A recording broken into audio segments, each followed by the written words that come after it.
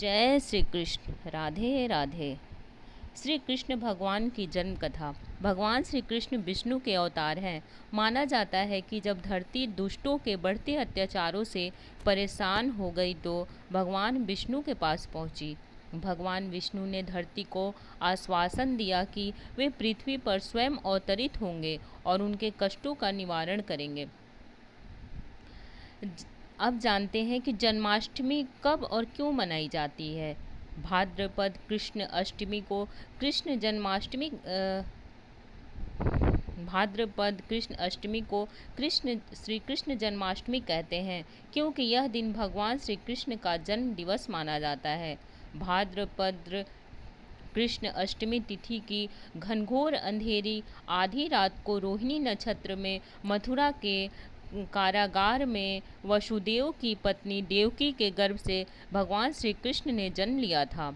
यह तिथि उसी शुभ घड़ी की याद दिलाती है और सारे देश में बड़ी धूमधाम से मनाई जाती है। द्वापर युग में भोजवंशी राजा उग्रसेन मथुरा में राज्य करता था।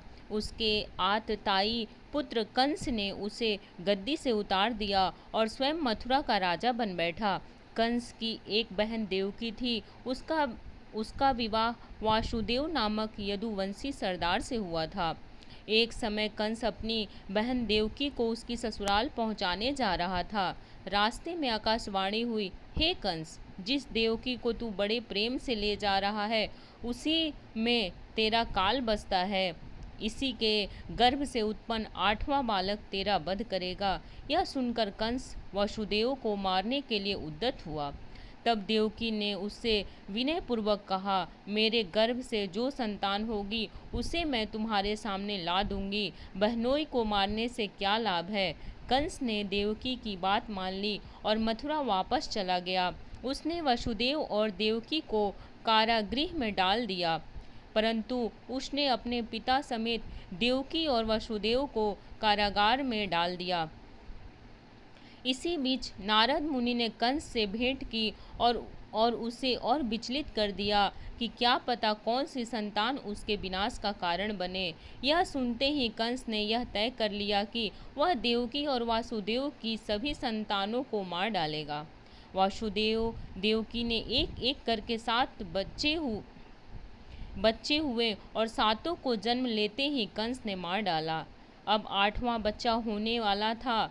कारागार में उन पर कड़े पहरे बैठा दिए गए। उसी समय नंद की पत्नी यशोदा को भी बच्चा होने वाला था। उन्होंने वसुदेव देवकी के दुखी जीवन को देख 8वें बच्चे की रक्षा का उपाय रचा।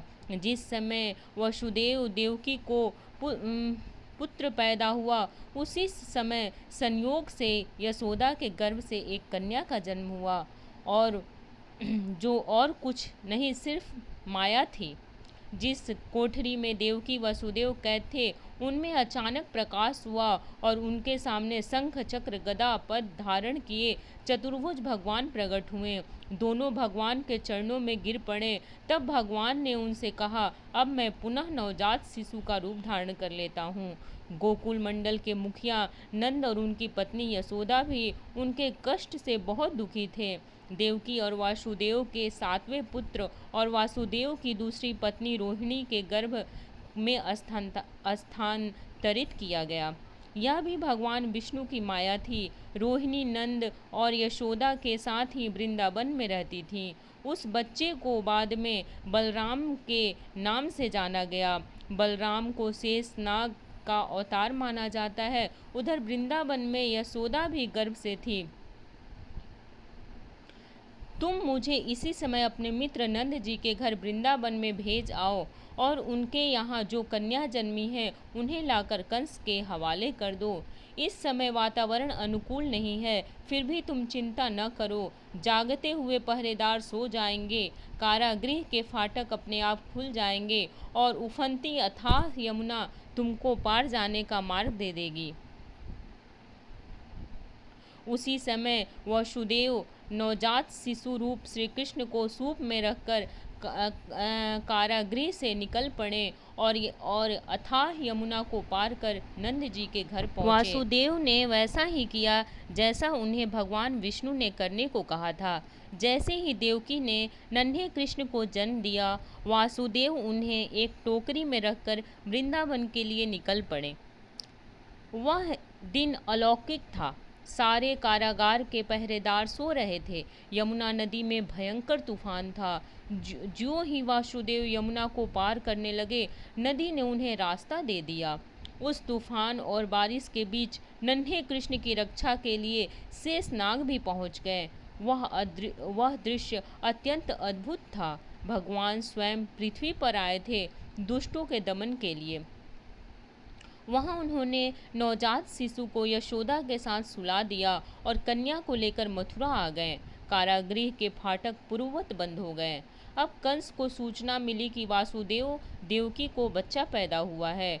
उसने बंदी गृह में जाकर देवकी के हाथ से नवजात कन्या को छीनकर पृथ्वी पर पटक देना चाहा, परंतु वह कन्या आकाश में उड़ गई और वहाँ से कहा, अरे मूर्ख, मुझे मारने से क्या होगा? तुझे मारने वाला तो वृंदावन में जा पहुँचा है। वह जल्द ही तुझे तेरे पापों का दंड देगा। आज की कथा यहीं पे समाप्त करती हूँ। अब आगे की कथा मैं कल के एपिसोड में सुनाऊंगी। जय श्री कृष्ण। राधे राधे।